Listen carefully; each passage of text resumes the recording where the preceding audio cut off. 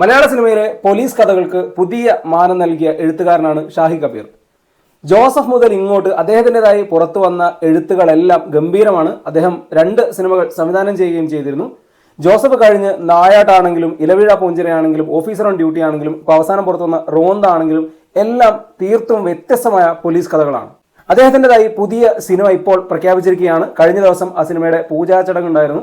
ഈ തവണയും സിനിമയിലെ നായകൻ കുഞ്ചാക്കോ ബോബനാണ്. സിനിമ പ്രൊഡ്യൂസ് ചെയ്യുന്നത് ടി സീരീസും പനോരമ സ്റ്റുഡിയോസും ചേർന്നാണ്.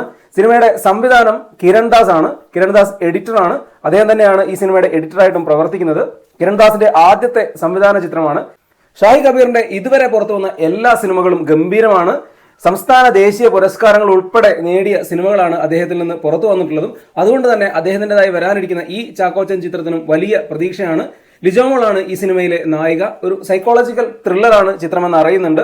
എന്തായാലും മലയാളികൾക്ക് അടുത്തൊരു വ്യത്യസ്ത അനുഭവം സമ്മാനിക്കുന്ന സിനിമയായിരിക്കും ഷാഹി കബീർ കിരൺദാസ് ഒന്നിക്കുന്ന ഈ പുതിയ ചിത്രമെന്ന് കരുതാം. ചിത്രത്തിന് വിജയാശംസകൾ.